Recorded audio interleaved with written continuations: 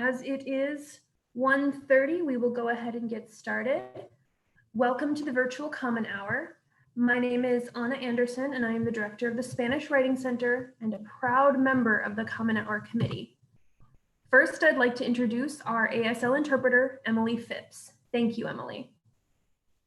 We're very happy all of you are here with us. The Common Hour is a 10-year-old academic program that brings the entire Franklin and Marshall community together weekly for culturally and academically enriching events, and historically, pizza, during the academic year. It is the only regularly scheduled event that brings all of the F&M as well as the local community together. We continue our tradition of gathering weekly as a community to share this common experience and continue the conversations. Next week's Common Hour features Patrick Otuama with the talk entitled Making Language Work, Powerful Words for Powerful Divisions, Lessons, and Mistakes from an Irish Peacemaker and Poet. This event was proposed by Joe Pritchett, Director for Faith and Meaning. This semester, we are featuring virtual pizza servers. This week's group is Saga, the Sexuality and Gender Alliance, that is dedicated to building community for LGBTQ+ students at F&M. We meet every Friday night at 6 p.m. for discussions, game nights, movie nights, and workshops. In the past, we've held drag shows, art shows, film screenings, and other campus events that are inclusive of LGBTQ+ identities. If you're interested in joining Saga, feel free to reach out to Saga President Carrie Moline for more information. We will have Q&A at the end of the hour. Students, staff, and faculty can submit questions via the Q&A button at the bottom of the Zoom window at any point throughout the hour. We won't identify people by name, but please tell us in the Q&A if you are a student and what year you are, or for faculty and staff, what department or office you are in. And now I'd like to introduce Eve Brotman, Assistant Professor of Environmental Studies and the proposer of this Common Hour. Thank you, Anna. I'd like to introduce Dr. Cathy Buerger, who is the Director of Research at the Dangerous Speech Project, a Washington, D.C.-based NGO that studies the relationship between speech and violence. The Dangerous Speech Project was created to test a simple and original idea, that a particular type of public speech tends to catalyze intergroup violence, and that this knowledge might be used to prevent such violence. The DSP's research and collaborations focus on identifying what constitutes dangerous speech, how to productively counter it, and in so doing, their work offers us all strategies for preventing violence. The project's work has been put to use for attempts to prevent violence in countries including Kenya, Nigeria, South Sudan, India, Pakistan, Myanmar, Sri Lanka, and the Czech Republic. Since 2011, the Dangerous Speech Project has advised Facebook, Twitter, Google, and other internet companies, providing them with ideas for how to diminish dangerous speech and other harmful content online while protecting freedom of speech. Amidst all of the uncertainty with our nation's pending electoral results and a long-standing public debate over freedom of speech, cancel culture, and political correctness, the timing of Dr. Buerger's talk is perfect.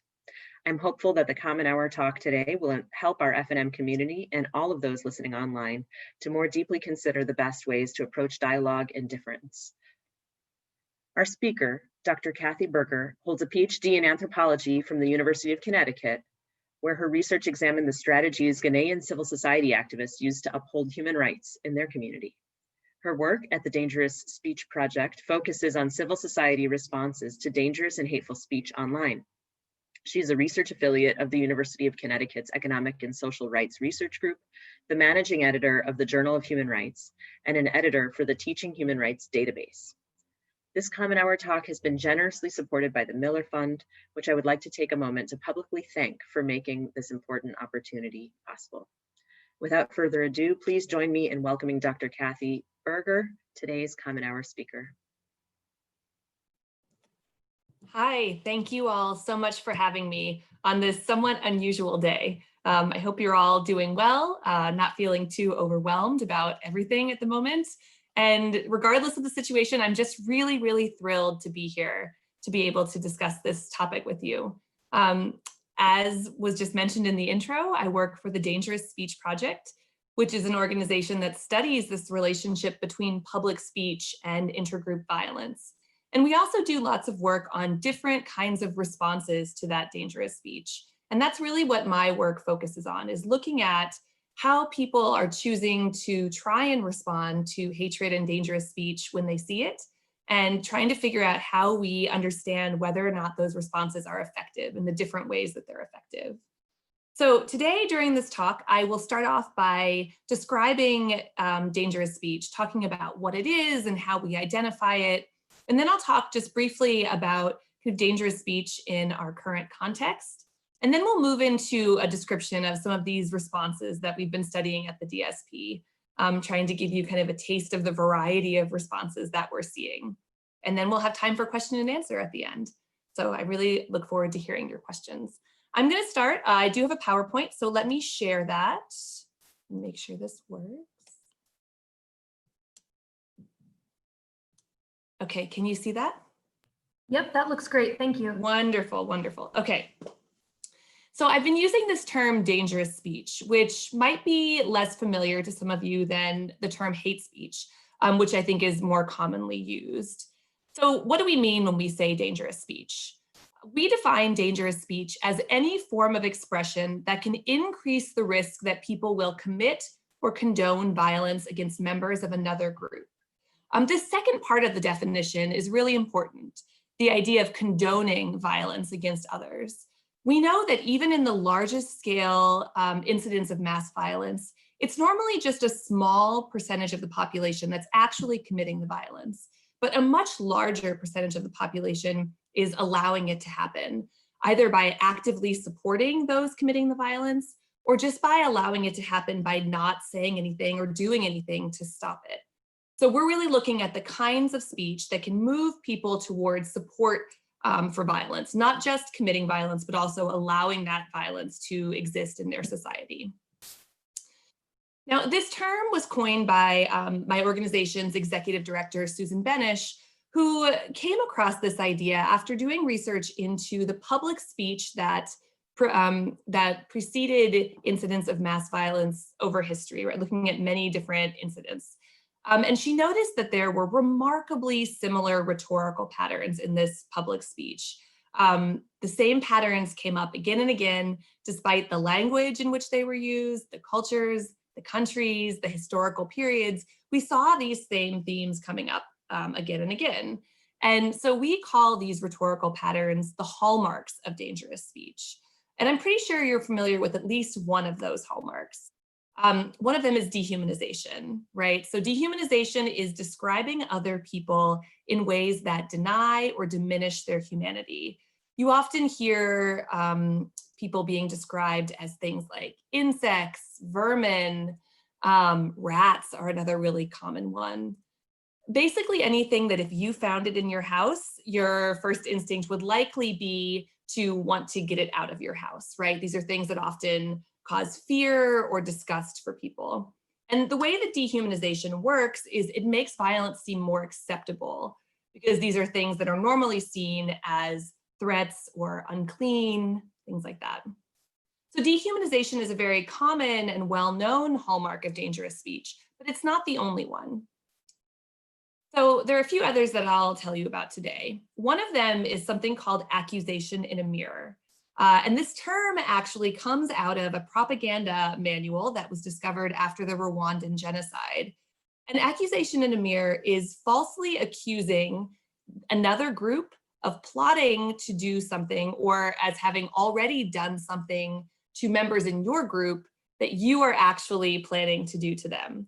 It's a little confusing to explain, but basically, if you're planning to attack another group and you want to use accusation in a mirror to kind of motivate your members of your group to commit violence against that group, you might say, they're coming to commit that violence against us. They've already planned it. We discovered their plan and they're coming to do this. Now, what's so powerful about accusation in a mirror is that it makes violence not only seem acceptable, it makes it seem necessary because it puts people in the frame of mind of self-defense, right? Well, if they're going to plan to do this to us, or if they've already done this to people of our community, then we are justified in doing the same to them because we have to protect ourselves. So that can be a very dangerous hallmark. Another one that we see frequently is the assertion of attack on women and girls. So this is asserting that a member of another group has attacked or raped a woman or girls within the in-group, right? So this could either be very specific and where you're saying there's a specific member who has done this specific act, or it can be more symbolic. Let me give you an example so you can understand what I mean. Okay, so this is a conservative magazine from Poland. This particular picture is from February of 2016. And for those of you who don't read Polish, the headline on this cover says the Islamic rape of Europe, right? So you see a woman who is dressed in a European Union flag representing Europe herself, right? She is Europe. And there are lots of dark hands that are tearing at her dress, symbolizing the rape of Europe, right? So in this case, you do have this more symbolic idea of an attack on members of the in-group by others, right? Okay, the last one I want to tell you about is something we call threat to purity. So this is an idea that, you know, the one bad apple can spoil the barrel, that even the mere presence of members of this dangerous or kind of unclean, threatening outside group, even the mere presence of one of those people or one small group of this larger group within our community is dangerous in some way, is a threat. You often hear people or other groups being described as things like weeds or spots or stains that need to be removed. They need to be cleaned, right?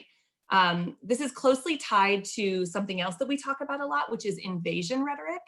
We hear this a lot actually recently. You often hear it tied to anti-immigrant speech, this idea that they are invading our country, our space, and they need to be removed because they are invaders. Therefore, they shouldn't be here. They are contaminating it in some way, right?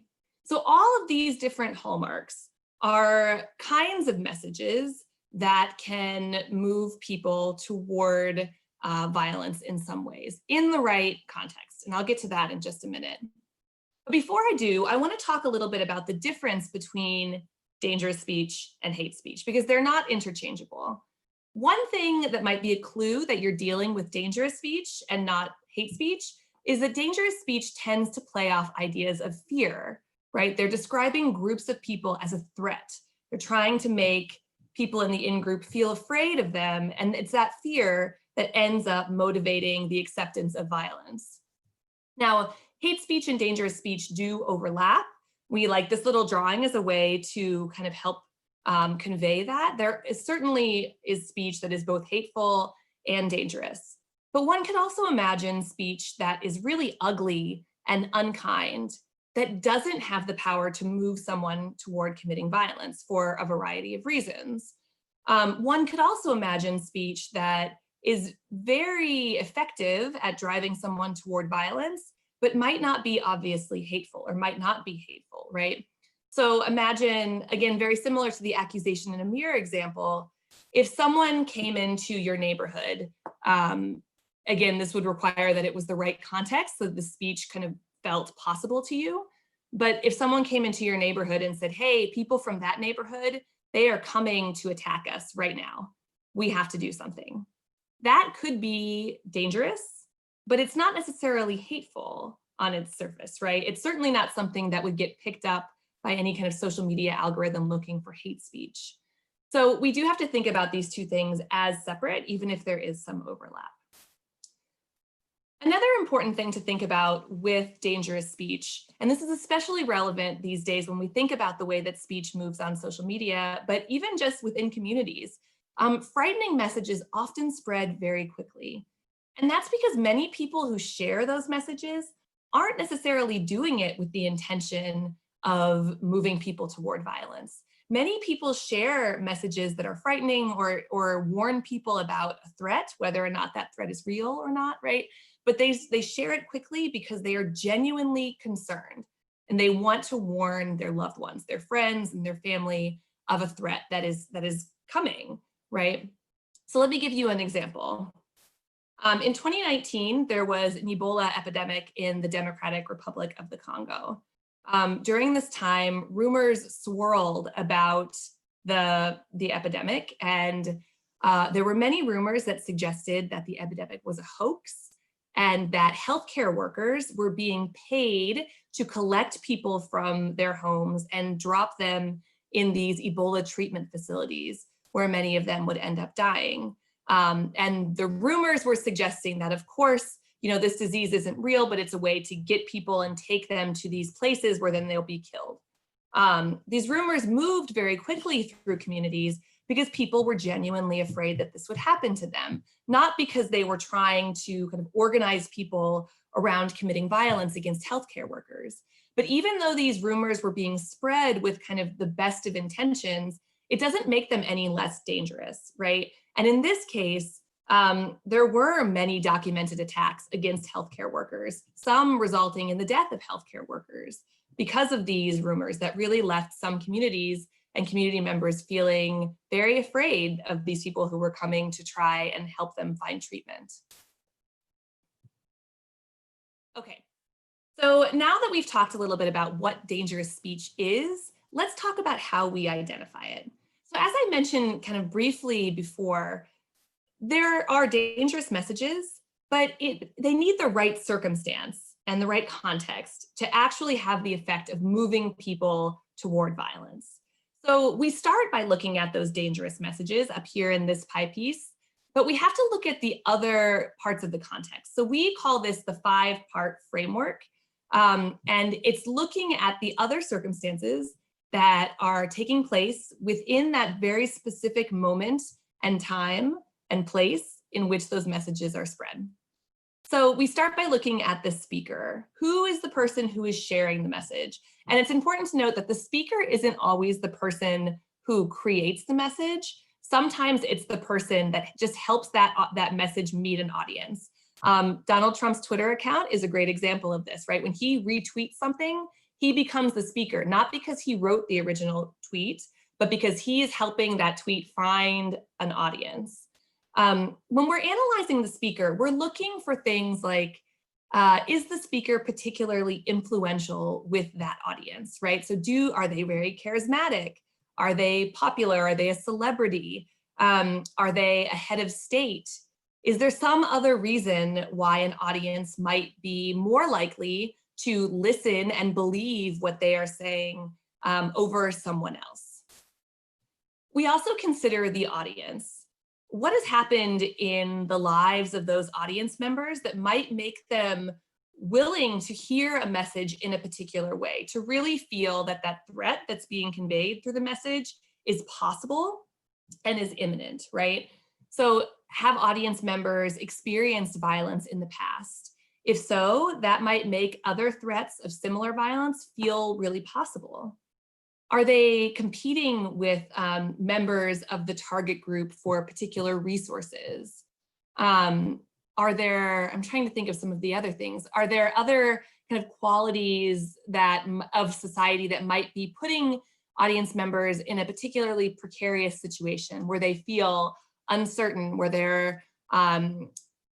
they are maybe having trouble discerning which information is real information and which information is disinformation? All of these different things can play a role in how an audience might receive a message. We also look at the social and historical context. Now, this is a really broad category because there are so many different things that could affect the way that a message is heard, right? We can look at everything from, is there a history of violence in that particular region, again, which might make threats of violence seem more possible. What are the legal statuses of the two groups in question? Do they have the same legal status, or is one group routinely denied their rights while the other one has a lot of legal power? Climate change has a big role in some of the cases that we've seen because climate change has kind of moved people into new territory, which then results in people competing for resources where they might not have before.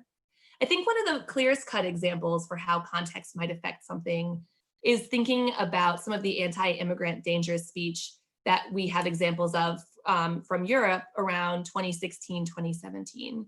So we see a lot of dangerous speech about immigrants during that time. And the context that makes that dangerous speech make sense to people is that you had a big influx of migrants coming, fleeing wars in Syria and other places, fleeing unrest and other kind of social problems, right? So when you have a big movement of people into an area, and then there's dangerous speech that's using, invasion rhetoric and is trying to play up the fear that people need to have of these new populations, that context that yes, there actually are a lot of new people living in your country makes those messages seem more possible or seem more imminent than they might have, 5 or 10 years before that. The last piece of the pie that I think is really interesting is medium. So medium just means the way that the message is spread, right? So part of this is, was the message spread on Twitter? Was it spread in person at a speech, a political rally perhaps? Was the message shared on the evening news? And if so, is this a media landscape where there are lots of different sources of news? Or is it a media landscape where there's one state-sponsored television station, which is the only place that anybody gets their news? If it's the latter, then that message might have a higher chance of being dangerous because people have less access to conflicting narratives, right? But medium can also mean the actual word, like the language that is used to convey the message. When our executive director was in Kenya following the post-election violence there, she was told by multiple people, when I hear a message in English or in Swahili, I hear it with my head. But when I hear the message in the language of my hometown, I hear it with my heart. Now, I'm from Indiana originally. I've been gone a long time, but even now, when I meet someone else who's from Indiana or from another state that can speak similarly, and they'll use a particular word that I don't hear as frequently as I do now, or they'll say something with a specific cadence or a specific accent that sounds like my town growing up, part of me goes, that sounds like home, right? And I understand this, like I study this for a living. I logically understand what's happening in my brain and I still feel it. And so even the way that we say particular things can have an impact on how and whether or not they resonate with an audience. Now, a lot of these things are really hard to study. And so we don't always expect to get all these pieces of data when we're conducting a dangerous speech analysis. You're trying to get as much data as you can and then kind of make an informed guess about whether or not this speech is dangerous or not. The other thing that's important to keep in mind is that all of these pie pieces don't need to be kind of maxed out on their dangerousness for speech to be dangerous. We have lots of dangerous speech that comes from anonymous speakers, right? That don't necessarily have any authority with that audience. A speaker's authority can amplify that dangerousness, but it's not required. So again, we're just trying to get as much data as possible and then try and understand whether or not this speech might lead to violence in some way. Okay, so let's talk about a couple of different contexts where we've seen a lot of dangerous speech recently. Talk a little bit about COVID-19, and then I'll talk briefly about the election. And I'm happy to talk about any of these kind of in more length during the question and answer period if you're interested. Okay, so I think that a lot of us are aware that there has been a lot of hateful rhetoric being shared around COVID-19, right? There's been an increase in anti-Chinese sentiment, which I think many of us are aware of, but there is a research center in Cardiff at Cardiff University in Wales that has documented not only increases in anti-Chinese rhetoric, but also in anti-Semitic, Islamophobic speech, and anti-immigrant speech. So many of these incidents are either saying that these particular populations are spreading the disease through other communities, or that they are profiting by the existence of COVID-19 and therefore are a threat. Let me tell you about one specific example that we've been looking at. So in Kenya, there was a member of parliament named Patrick Macau who posted these 3 tweets after, and this is back in February, so in very early stages of COVID, right? And there was a plane that landed, as it says, with 213 Chinese nationals on it. Now, there's a lot in these tweets, but the part that might stick out to you after reading through this is in this second piece here, where it says, I call upon all Mavoko residents to be vigilant and stay away from these Chinese. If you see them, stone them and chase them away to stay in their houses. This is pretty extreme speech coming from a member of parliament. And it was taken seriously enough that the Chinese embassy in Kenya released a formal statement kind of condemning this. And there was a lot of pushback. It was published in all the major papers talking about that this tweet happened.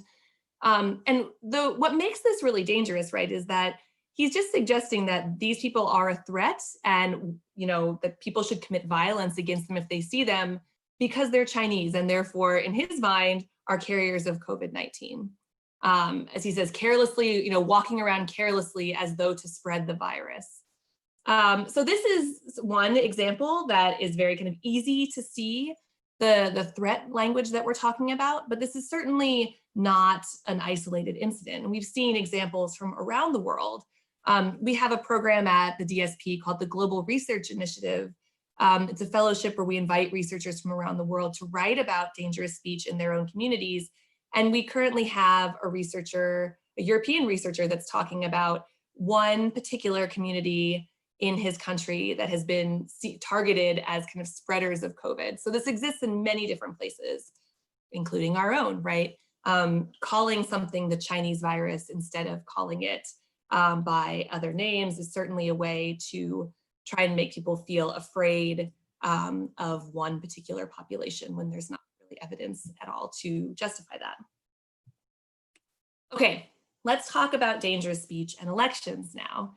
Dangerous speech abounds during elections. And I think that when we think back about the 5-part framework, it's pretty easy to see why, right? So politicians are generally very authoritative speakers. They have a large platform and are often, not always, but often seen as kind of knowledgeable and trustworthy speakers. They also have another interesting characteristic where, especially during campaigns, the media is often following them very closely. And so whatever they say gets amplified to a much larger audience. And that's a way for a message to reach a big audience and have a big impact, especially if it's a dangerous message. In addition to that, we know that elections are just times of uncertainty and they're very tense times. I think this is something that a lot of us can relate to right now, right? So you have an audience that is feeling uncertain about the future. We also know that around the world, there are many incidents where elections frequently, or at least have within recent history, led to some form of violence. And so when you have that history of violence, any speech that might suggest that there will be future violence might feel really possible, right? We know that elections can be this dangerous time. There's another reason also, and this draws on some political science research that suggests that negative partisanship, so this is when your party identity is driven more by the fact that you hate the opposition party than it is driven by the fact that you love your party. Negative partisanship is an effective driver of poll turnout. So in using speech that encourages members of one's party to hate members of another party can be an effective strategy for politicians. Now, we know that dangerous speech can come from certainly, heads of state around the world. We see that can come from kind of national level politicians, but it's in no way confined to kind of that top echelon. We also see lots of dangerous speech coming from party supporters. And there's research that's pretty recent, actually, that's looking at dehumanizing speech in the US. And this research found that people who feel strongly partisan, right, they strongly support their own political party, are very willing to use dehumanizing language about members of the opposition.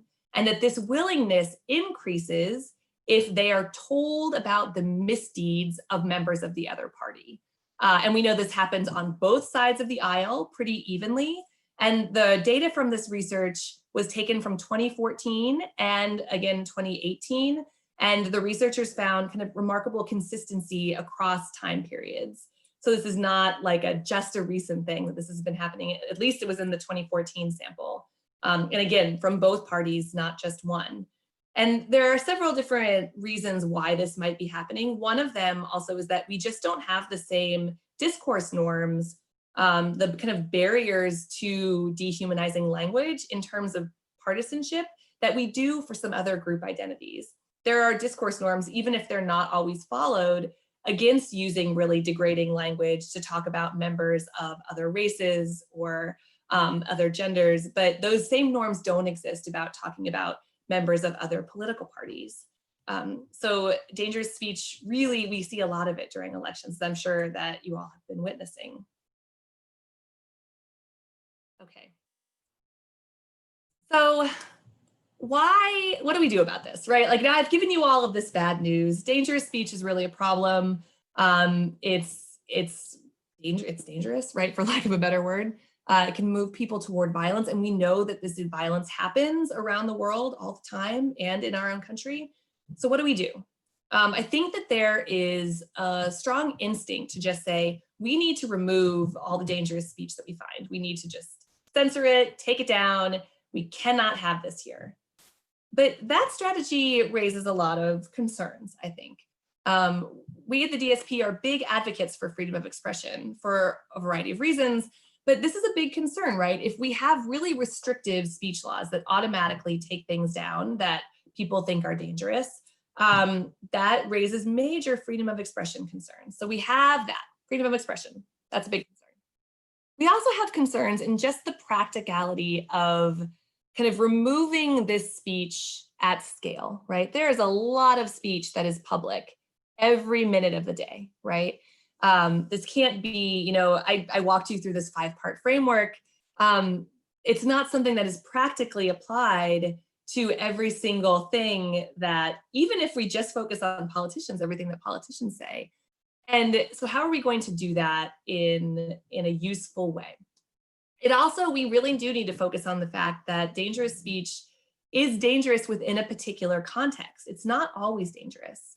How about this example? Okay, for those of you who have traveled abroad, you might have come across this telephone company, MTN, right?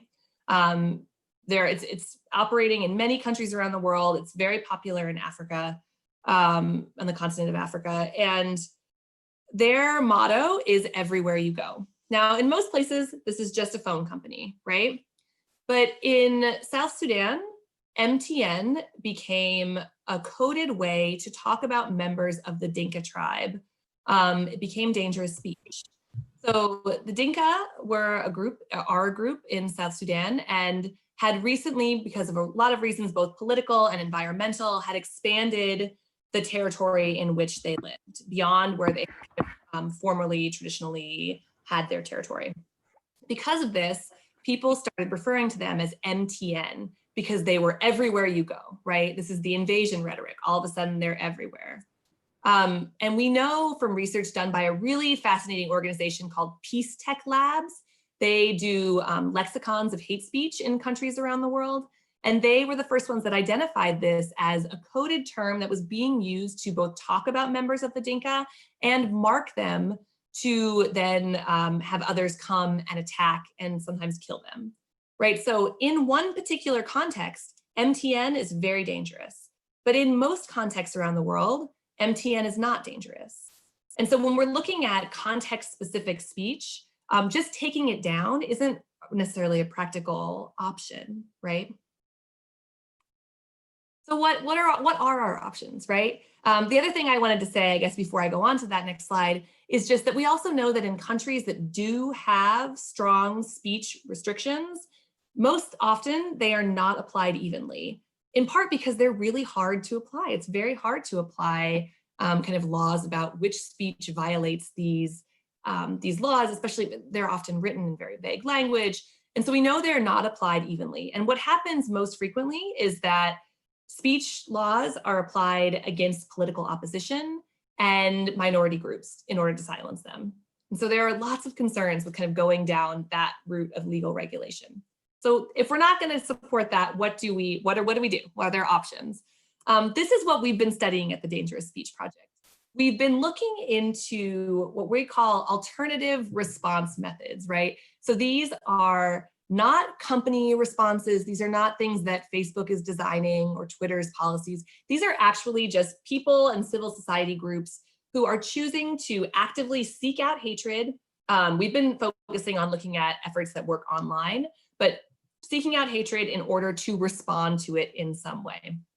We've done this kind of look around the world for as many of these efforts as we've been able to find. We've spoken with representatives and members of over 50 different campaigns, and I should say campaigns, because some of them are very sleek and well organized, like PR campaigns. Others really are like somebody goes to work all day at a very different job and comes home and spends an hour on Facebook trying to respond to hatred when they see it. So it's really a wide variety. I obviously don't have time to tell you about all of these, but I'd love to tell you about 3 just so you can kind of get a sense of the variety. So let's start with Dawood Walid. Dawood Walid is a Muslim American who lives in Dearborn, Michigan. And he, in 2014, wrote this essay called "Fellow Humans Are Not Abid." Abid is a derogatory term in Arabic used to talk about slaves. It's often used these days, again, in a derogatory way, to talk about Black Muslims. Now, Dawood noticed that this term he was hearing it much more frequently, both in Dearborn and his community, and also seeing it a lot online. And he knew the history of this term and what made this so offensive and hurtful. But he was getting the sense that other people didn't necessarily know that it had this really harmful, hateful history, because they were using it in a very casual way. So he wrote this essay and then chose to go on Twitter, and he searched for the term both in English and Arabic. And whenever he found someone using it, he sent them a direct message with a link to his essay and just the very short message, "Hey, please read this." And that was it. He sent it to hundreds of people, he said. And after doing so, he told me that the responses kind of broke into 3 categories. There were obviously people who just didn't respond at all. There was another group that unfortunately, rather predictably, kind of doubled down on their usage, used the term more, directed it at him. He said he thinks some of them kind of increased their usage in the short term and then decreased their usage in the long term, but it's not a quantitative assessment, right? It's just a feeling. But then there was another group, and not an insignificant group, that responded to him, thanking him for giving them this information, explaining themselves a bit. He said some people said, this is something that my grandfather or my father always said, and I had no idea that it could be like heard this way, that it could be so hateful. So thank you for sharing this. Now, for us, this is kind of a classic counter-speech interaction where you have somebody encountering harmful speech and then saying, responding to it, saying, "This isn't good, please stop." In this way, we call this educational counter-speech rather than shaming counter-speech, because it's done in private. There was no effort to shame these people, and you're providing new knowledge, right? You're saying, "I think this is bad, and this is why I think it's bad." Now, there are other examples that are like this, but many, many are different, right? So let's talk about "Yes, You're Racist." This is a Twitter handle. Some of you may be familiar with this. "Yes, You're Racist" is a Twitter handle that Logan Smith started in 2016. He started this right after Barack Obama was elected, and he said that he was just so sick of hearing people say, "Now we're a post-racial nation." So he started this Twitter handle and then went on Twitter and searched for the phrase, "I'm not racist, but," which inevitably is followed by something very racist. And he just started retweeting everything that he saw that had "I'm not racist, but," and he would retweet it, "Yes, you're racist," right? So his Twitter handle became the counter speech in itself. Now that's where he started. But if you're looking at this, he has, over 300,000 followers now. And so his strategies have changed a little bit since he's grown. If you know his Twitter handle, you might know it from this. So in 2017, he was the person who posted pictures of the marchers from Charlottesville and said, "If you recognize any of the Nazis marching in Charlottesville, send me their names and profiles and I'll make them famous." Now, many people responded to this tweet. There were a lot of names that were passed around in the thread, and at least one person, several people were identified, and I'm not sure exactly how many, but at least one person lost their job because of this. But here's the thing. There was also one person who was very notably misidentified in the thread. Now, Logan would want me to tell you that he did not personally confirm the identity of the person who was misidentified. But once you start a ball like this rolling and you have 380,000 followers, it's very hard to control kind of what happens downhill. The person who was misidentified was a professor at the University of Arkansas. He did look very similar to a person in one of the photos, but he was not in Charlottesville. And because he was misidentified, he received death threats. I think his mother-in-law received death threats. I know multiple people in his family did. He had to move out of his house for a while because it wasn't safe for him to be there.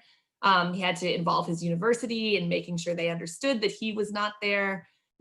So I wanted to share this example because I think that there's a risk of kind of coming out of a talk like this and thinking, oh yeah, this is the solution to the problem. We have all of these different innovative responses, and they are a piece of it, but they're certainly not necessarily all kind of a do no harm strategy, right?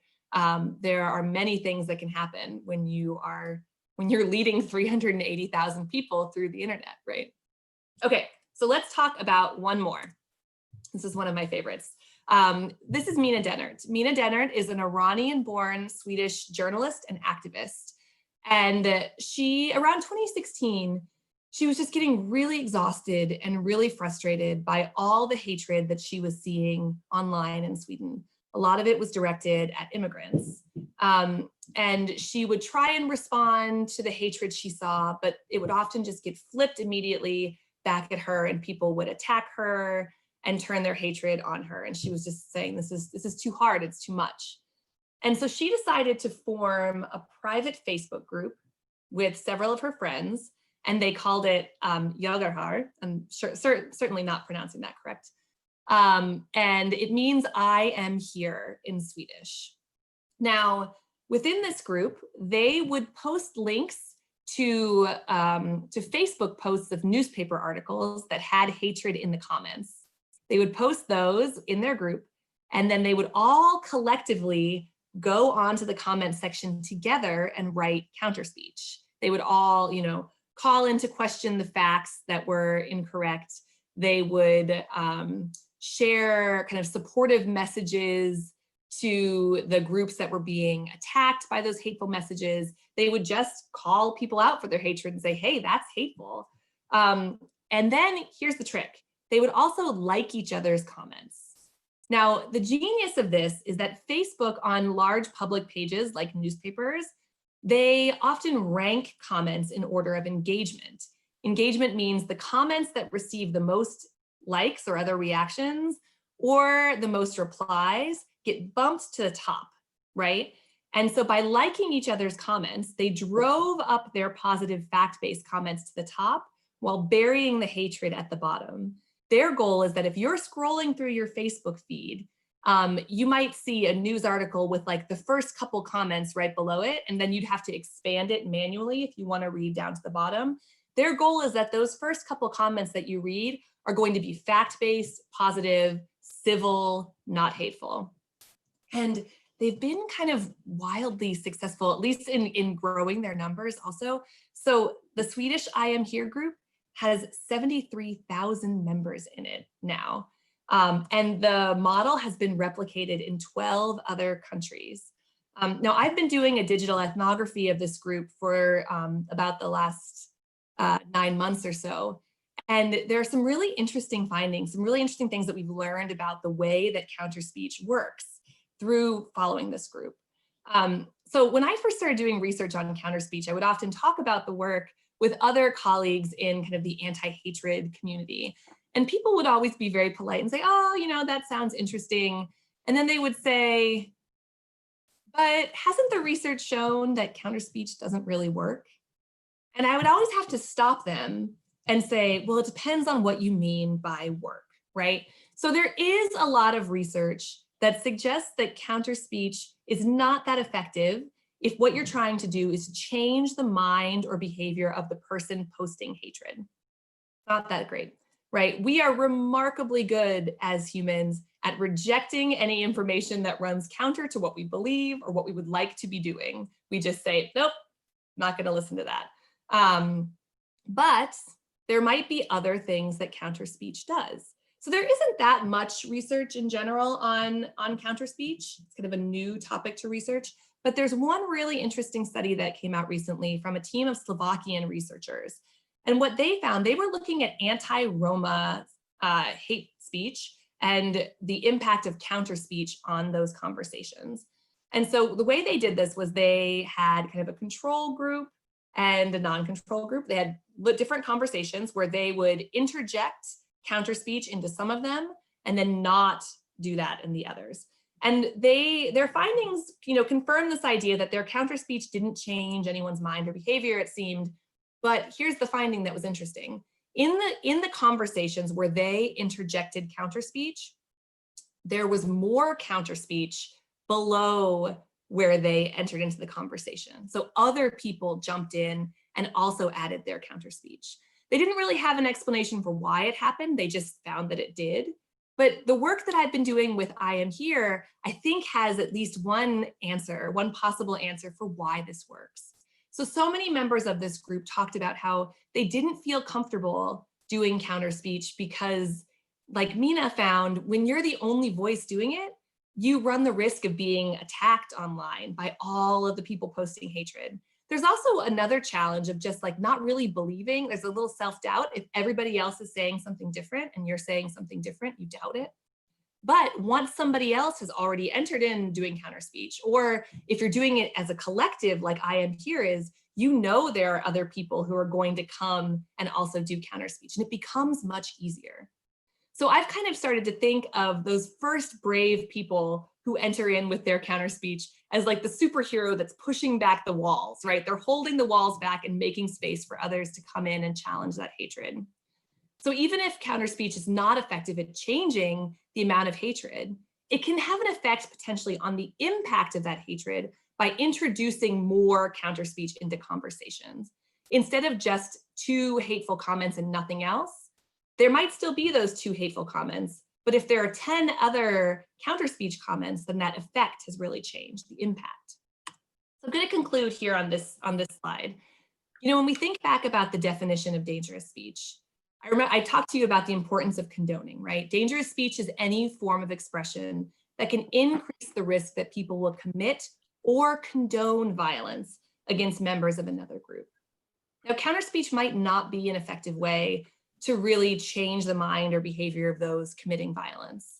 We need other strategies to help us do that. But it might do some really important work on that part of the population that would normally condone because they're not brave enough to stand up against it, or because they're just not sure how they believe, what they believe about it. That movable middle, that condoning group, that's where counterspeech might have a potentially really big effect. So I know that I've talked for a while. I'm sure you have questions. I'm going to stop sharing my screen here, and I'm happy to take questions. Thank you so much. We do have some questions lined up, but again, as a reminder to people watching, if you have questions, please post them in the Q&A. The first question we have comes from a faculty member, and it's this. What are some guidelines you can offer us to be able to tell if a person is doing dangerous speech in a mirror? And the example that this person gives is trying to get their head around some American people's fears of riots and property damage, other fears surrounding violence against people who may take to the streets in hopes of defending democracy, and kind of would like your guidance in helping make sense of whether that's dangerous speech in a mirror.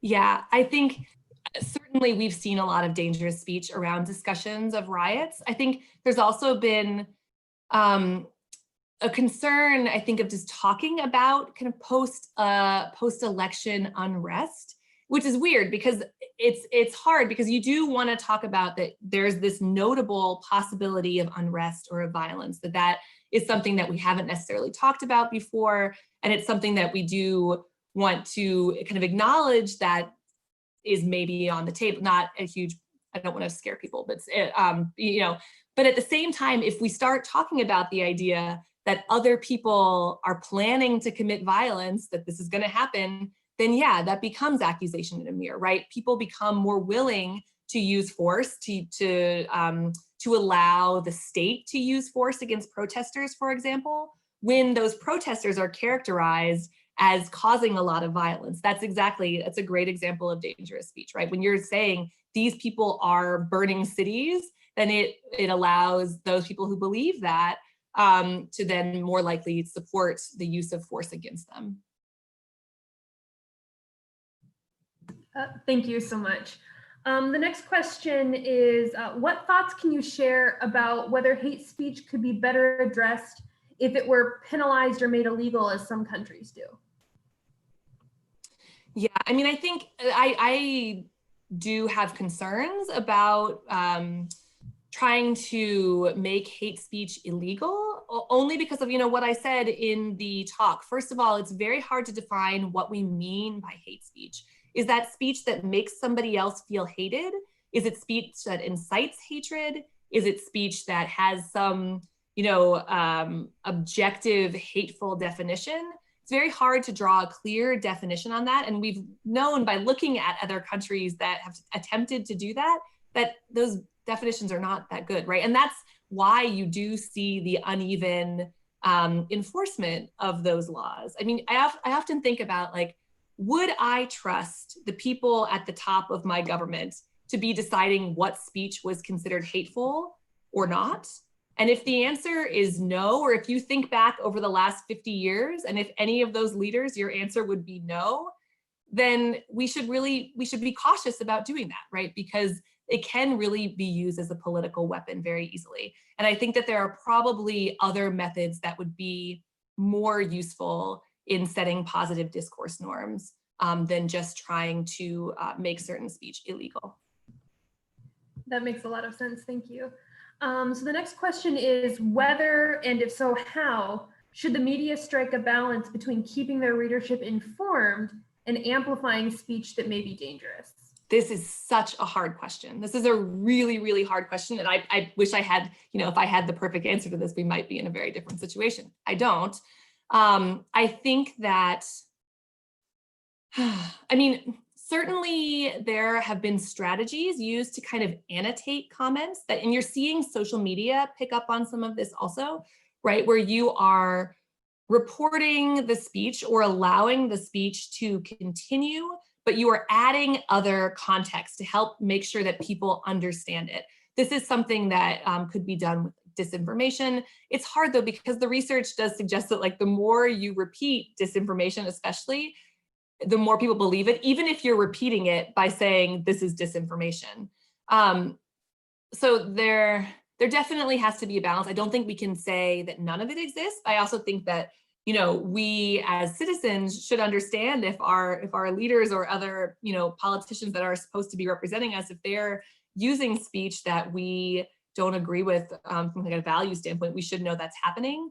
But yeah, I think providing as much context as possible in addition to repeating that, whether it's in the text of what journalists write or by some of these little tags that social media companies have stuck onto things, is one step in the right direction. Absolutely, thank you. The next question is from a staff member. What, if any, differences do you see in dangerous speech in a country that has a long history of autocrats and dangerous speech versus a country like the US that would like to think, at least, that it's not fertile ground for such dangerous speech? It's interesting. The speech itself isn't always so different. I think my answer to this might have been different a while ago, but I think what we're seeing, and it's not just the US, right? We're seeing it around the world, that that there is a movement to, that discourse norms are changing, that the things that we maybe would have thought couldn't have been said or wouldn't have been said before are now seen as more acceptable. And so I don't necessarily know if the particular pieces of speech, like the message itself, is different, but I do think that the context is different for a couple of reasons. One, some of those messages fall differently because people might have experienced violence in the past, or they might the other big thing I think is it really affects counterspeech, right? If there is a leader that controls a substantial amount of force against a population, or if there are, laws where people can be thrown in jail for showing their opposition to that leader, then the counterspeech doesn't happen, right? So the impact of those dangerous messages might be greater because people don't feel like they can adequately respond. I think we see some of that in Myanmar, right? That Facebook's and hate speech and dangerous speech that's been shared on Facebook in Myanmar has been a big story for a couple of years, resulting in this current situation of ethnic cleansing. And I think a lot of people would argue that there is a history of, this history of kind of military dictatorship has led to people not feeling like they can safely stand up against their government. So I think that's really where you see the biggest impact. Excellent, thank you. That makes a lot of sense. So another question from a faculty member. You mentioned that you, and by you, I don't mean you, I mean we in general, are susceptible to feeling positive towards someone who sounds like they're from your hometown, despite knowing facts about what's going on. So do you have any recommendations for what we can do to limit the impact of that kind of thing on ourselves? Yeah, I mean, I should say that's probably different for everyone. I had a very lovely time growing up in the town that I did, right? So I have very positive memories. It might have the exact opposite effect on someone else. But I do think that part of the reason why we try and do these talks about dangerous speech, part of why we believe that educating people about dangerous speech is useful is not that it completely can end dangerous speech, but ideally it helps people understand what's happening. So yes, I still feel kind of warm and fuzzy when I hear someone say certain things, but then I think, that's what's happening to me right now, right? And I think that that's the same thing with dangerous speech. Now you might still hear a message, but there might be a voice in your head that says, that's dangerous speech that I'm hearing right now, right? And so it almost serves, the term that is used a lot in kind of violence prevention circles is inoculation, almost like getting a vaccine for a disease, right? You're getting a vaccine for dangerous speech, that you're better able to block its impact on you by just recognizing what's happening. Okay, the next question, someone has asked if you can comment on QAnon. I mean, there's so much to say about QAnon. I can comment on it so there are a couple of different ways that I could comment on that. One of the things that I think is really interesting is the way it's become kind of a closed circle of information, that you have lots of people who believe in these conspiracy theories that are mostly talking to each other, right? And this goes back to my interest in the medium pie piece, right? If people aren't getting competing narratives, if they really see one source of information as kind of the primary legitimate source or the only legitimate source, that's the other important thing. I think I used the example of kind of a state-sponsored television station, but it doesn't have to be actually a situation where there's only one media source. But if there's only one media source or one Reddit group or something that is seen as having the truth and everybody else is lying to you, then those fears can spread much more quickly through that community. I think I'll say that and maybe leave it there. Sounds good. So we have time for just one last question, which is do you have any more examples of responses to hatred online that you would be interested in sharing? Sure, I'll tell you one other one that's very different from the ones I talked about. And some of you may be familiar with this. It's something called sleeping giants, right? So sleeping giants is another kind of crowdsourced effort. But what they've tried to do is they've tried to defund Breitbart, which for them is a major, purveyor of hateful speech. And the way they've done it is by trying to take pictures, like screenshots of advertisers of their ads that's next to an article that has very hateful content in it. And then they'll kind of tag the company in that and say, hey, did you realize that you're advertising on Breitbart? Because the way that that ad buys work these days, people often buy like a larger ad buy and don't necessarily know exactly where their ads are running. And they've been pretty successful in getting a lot of money, a lot of funders and advertisers to pull their ads from Breitbart in an effort to, decrease the effectiveness of Breitbart, which